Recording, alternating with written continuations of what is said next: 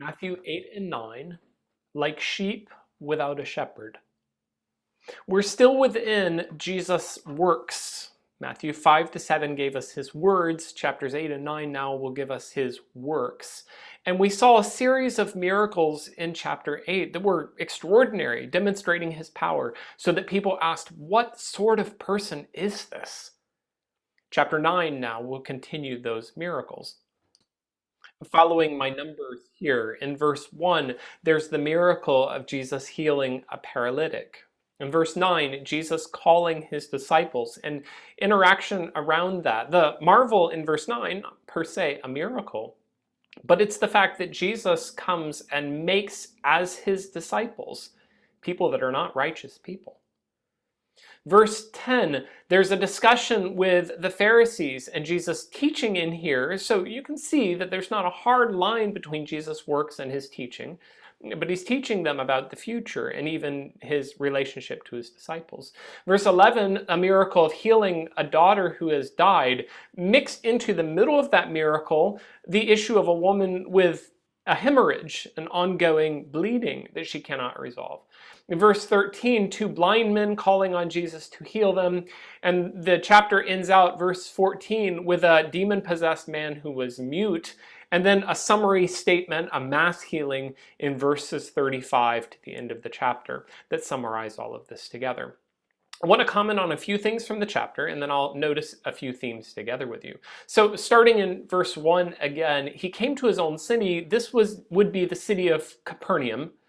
And Jesus' hometown, we recognize from other parts of the Gospels, is a place where Jesus is not accepted as he is elsewhere. People actually turning away from him because they know something of him. At the same time, it is also in Galilee or in Gentile country, which has been already one of the emphases in Matthew. That there is still faith here, but it's complicated. Just so we're understanding the layout of this is on the Sea of Galilee, this is in the region of Galilee, and even just to get a little vision of what this might look like, and this is of course restored, but these are the ruins from what we understand, except for the octagonal shape there, which is something that's built up on top of it, of course. But you can get a sense of the ancient ruins at the time, and a little bit of what this would have looked like. Notice the important pattern in this healing, the issue that comes up repeatedly, underlined here in orange, is whether Jesus has the power to forgive sins. Does he have, here in these words, the authority on earth to forgive sins? And 3 times in the story, that line is returned: forgive sins, forgive sins, forgive sins. Jesus proves his total authority by doing both, forgiving sins and healing the man. We've already noted that in verse 9, the issue with Jesus' disciples, follow me, Matthew, a tax collector, is the issue of who Jesus will interact with. What kind of people does he call to be his disciples? And he comments with that, verse 13, another theologically significant statement: I came not to call the righteous. Of course, there are none, we've discovered in Matthew 5:48, because you would have to be perfect as your heavenly Father is perfect. But the point here is the people who perceive themselves to be righteous, but to call sinners. Verse 15 is striking. The days will come when the bridegroom is taken away from them. And there is in here the implication that Jesus will not only die, but taken away.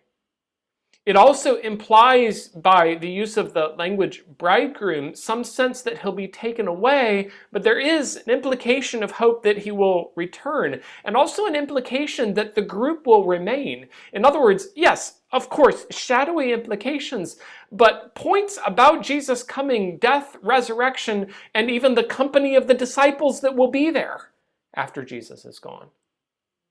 The raising of the girl is an extraordinary miracle, and extraordinary in several respects. Number one, notice the man's faith here. My daughter has died. Come lay your hand on her and she will live. Now, we know that Jesus later did a miracle like this with Lazarus. But for the man to have this kind of faith, that Jesus' power extends even to raising the dead, is extraordinary, and an extraordinary commentary on this man's trust in Jesus. This is, of course, a different picture. This is a picture of a girl in Egypt around 80 AD, but it's dating within 50 years of the time that Jesus did this miracle.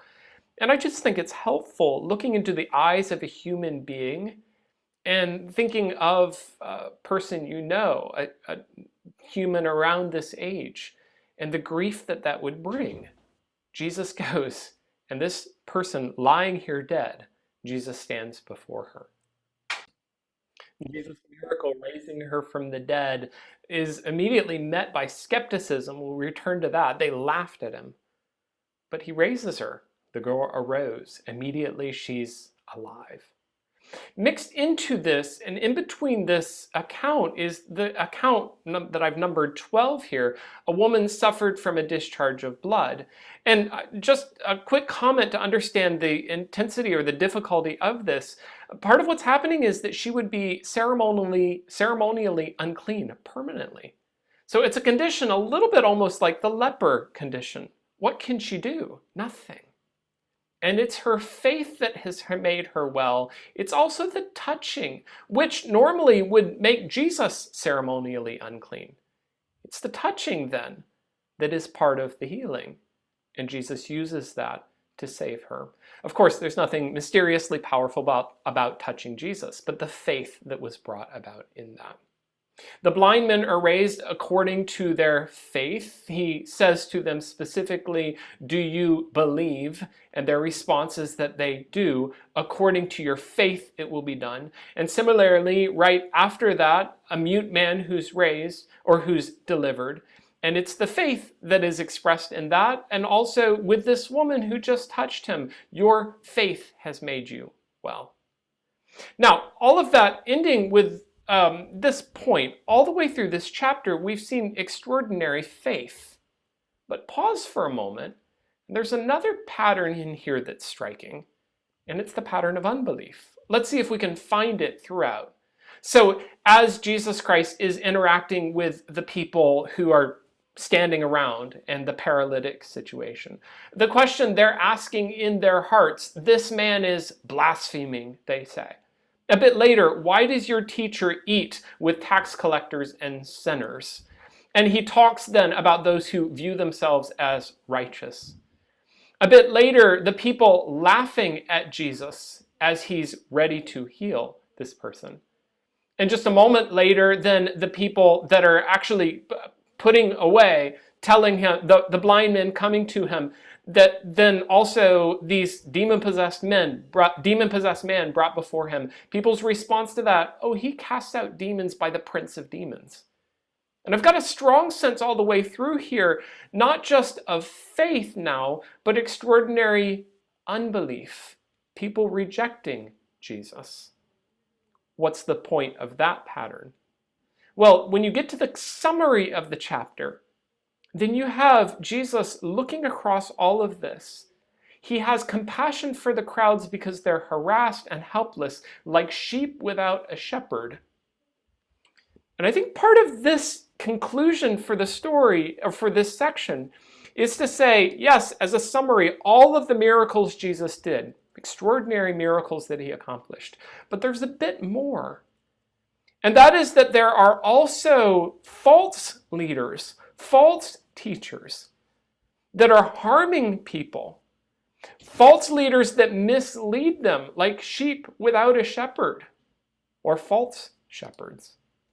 And I'll just end here with this summary statement that brings together some of the pieces that we've talked about here. The metaphor of sheep with no shepherd is quite common across the Old Testament, even the plight of sheep with false shepherds. Yet even in the Old Testament, Yahweh promises to become their shepherd. The Old Testament also predicts the end-time Messiah as a shepherd who will shepherd his people. And then when I get to the New Testament points that to Jesus as the shepherd.